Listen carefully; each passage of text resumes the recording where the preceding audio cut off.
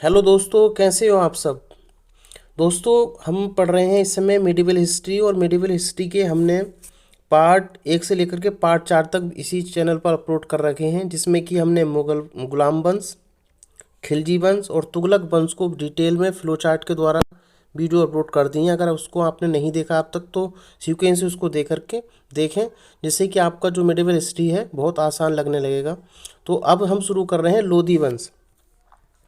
लोधी वंश का जो कार्यकाल रहा था ओवरऑल, वो 1451 से 1526 ईस्वी तक रहा। कई बार पूछा जाता है कि लोधी वंश की जो स्थापना की थी, ये कहाँ के निवासी थे। तो याद रखेंगे, अफगान के मूल निवासी थे। कहाँ के थे? अफगान के। उसके बाद बात करते हैं हम इसकी स्थापना, लोधी वंश की स्थापना किसने की थी। तो लोधी वंश की स्थापना की थी बहलोल लोधी ने, और इसका कार्यकाल रहा था 1451 से लेकर के 1489 ईस्वी तक। इस तरीके से इसका कार्यकाल समाप्त होने के बाद दूसरा शासक, जिसका नाम था सिकंदर लोदी, या इसको सिकंदर शाह लोदी के नाम से भी जानते हैं।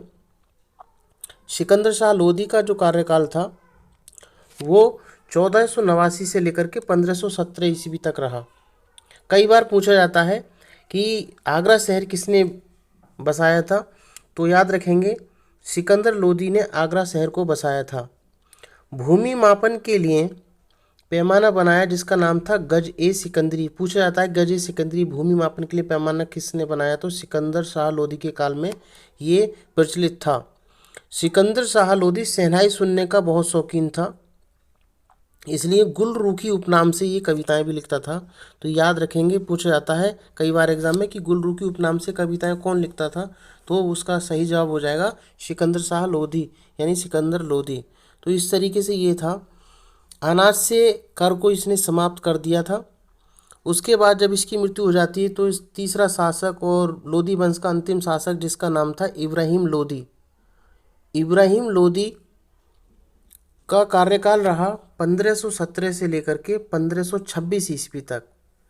इब्राहिम लोदी द्वारा लड़े गए जो दो बहुत महत्वपूर्ण युद्ध थे, उसके बारे में हम चर्चा कर लेते हैं। पहला युद्ध था खतौली का युद्ध। खतौली का युद्ध मिलान करने के लिए पूछा था, इसकी डेट्स हम याद रखेंगे। 1518 को खतौली का युद्ध हुआ था। किस किस के बीच हुआ था? तो राणा सांगा और इब्राहिम लोदी के मध्य हुआ था। इसमें राणा सांगा विजयी रहा। उसके बाद पानीपत का प्रथम युद्ध हुआ 21 अप्रैल 1526 को, और ये युद्ध हुआ था बाबर और इब्राहिम लोदी के मध्य। इसमें भी बाबर विजयी रहा, इब्राहिम लोदी को हारना पड़ा। इब्राहिम लोदी ने 2 युद्ध लड़े और दोनों में ही वो हार हार को उसने देखा। इस तरीके से बाबर ने 21 अप्रैल 1526 को इब्राहिम लोदी को हरा करके एक नए वंश की स्थापना कर दी, जिसका